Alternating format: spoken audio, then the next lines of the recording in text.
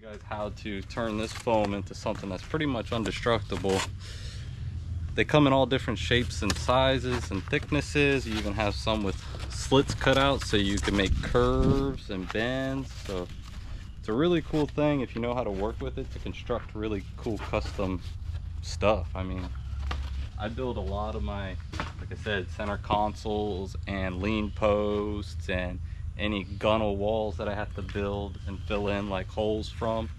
I use this stuff because it's cheaper than Kusa, and it is just as strong as Kusa if you laminate it properly. So in this video I'll show you how to laminate it. They are fairly light and thin, which is really nice as well. And I'll even show you here, look. Like I said, they're strong enough.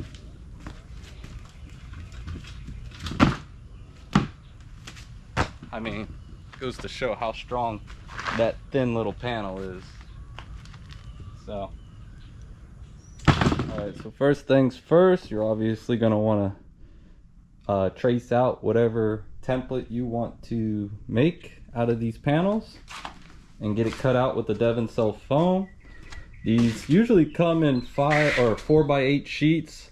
So what I like to do is just take a pen, trace out my template like I did here, and all you got to do is take a nice sharp razor blade and just follow that line, and then these things cut real easy with a sharp razor blade, so you can get nice sharp clean cuts. As you can see here, these are going to be the side panels for that lean post that I'm building. I currently got last night the one side layered with 3 layers of 1708. As you can see, it's still a little flimsy. The strength really comes into play when you sandwich these together. So once I put another 3 layers of 1708 on this, it will be as strong as the panel outside that I just showed you. Tips and tricks on the fiberglass thing. I figured I'll share some insight of trials and errors I've gone through and stuff I purchased. Being said, cutting fiberglass is definitely a mission when you're using regular scissors, which is what I started off with. And then I went to this cutting tool that's like a scissor that's automatic. This was good, but what happens is with the fibers running through and the stitching on the glass, that it would get bound up in this hole right down in there. So then I realized this kind of sucks, and this is a pain in the ass. So I tried this one, which is basically a rolling razor blade, and I tell you what, guys, purchase this regardless of how much fiberglass work you're going to be doing.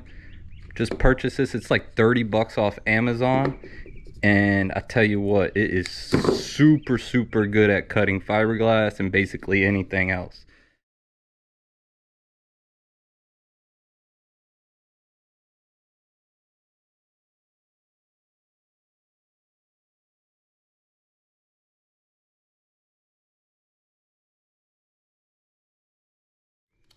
Alrighty guys, so we got our 3 layers of 1708 pre-cut and ready to be laminated onto our panels.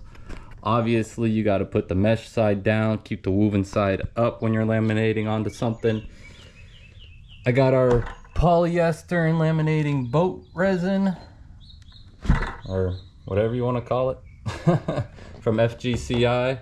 No, they're not a sponsor, but I will always recommend their products. And that's it, baby. Manufactured in the USA. Got our MEKP here, measuring cup as well, mixing stick, and our foam roller and latex gloves. That's all you need. What I like to do is keep it simple. So I fill the polyester and resin up to the 650 milliliter mark here. And then I put 13 milliliters of MEKP activator into this. And I stick with those measurements. So I'll mix this up, laminate as much as I can laminate with whatever I got in the cup. Take this cup before I'm done laminating, flip it over, and let it drain out. Let it all drip out. So when I'm done laminating, I flip it back up. The cup's empty. I can reuse the cup and not be so wasteful.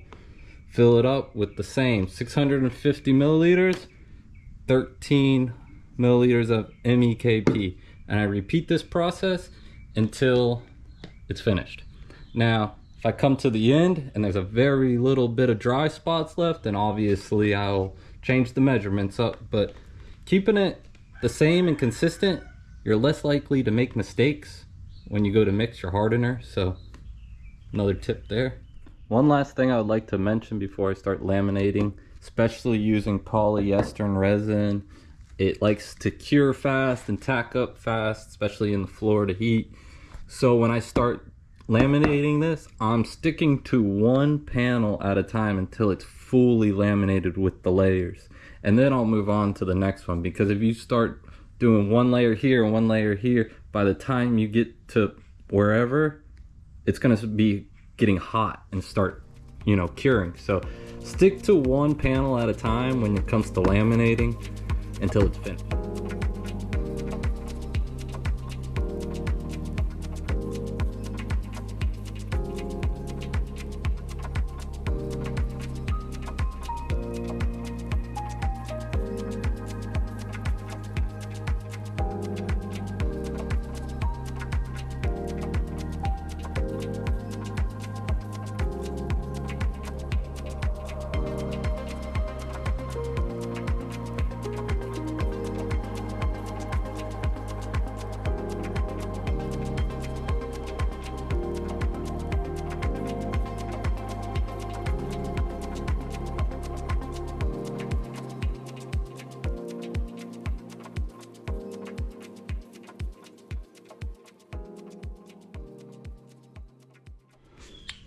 Alright guys, so you see all these little air bubbles. You don't want to get all that pushed out before you apply your next layer. You don't really need one of those pin rollers or fin rollers, whatever you want to call it. You do this just with the paint roller. Some people might criticize that, but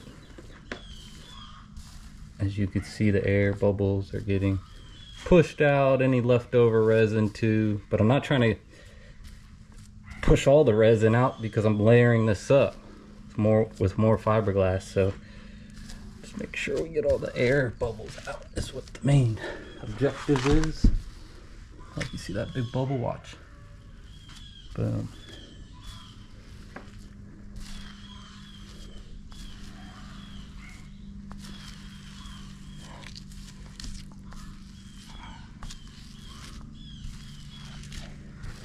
Another helpful tip is to start in the middle and work your way out, especially when you put the next layer of glass on. It's easier to get the air out.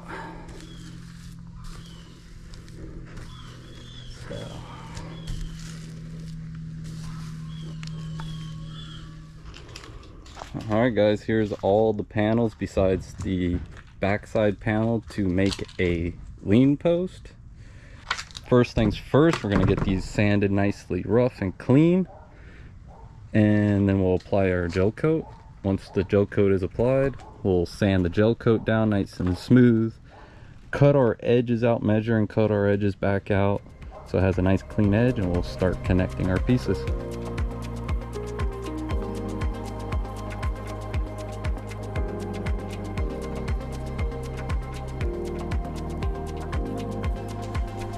Alright, so we got our gel coat here, ultra white.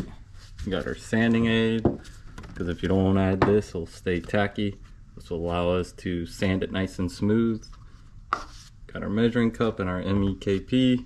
We're going to get this all mixed up and then rolled out onto those fiberglass sheets.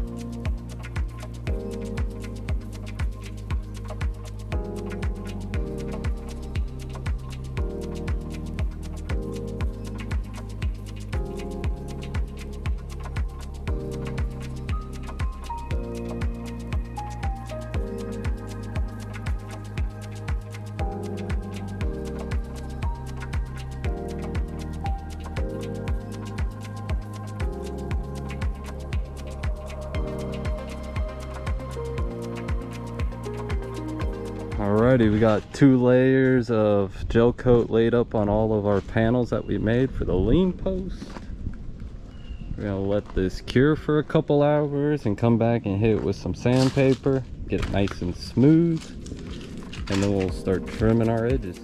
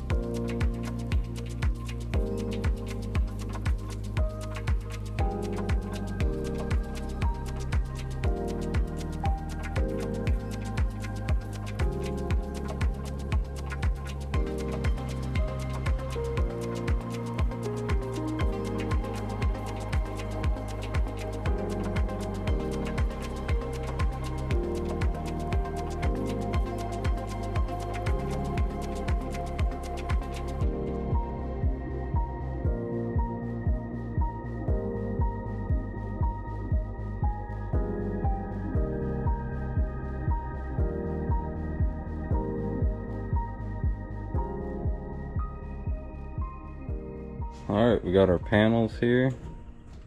Gonna start clamping them up and tabbing them into place. Went ahead and bought these off Amazon. I feel like these should be pretty helpful. They're like little clamps to hold stuff on a 90. So, see how it works. Clamping this up.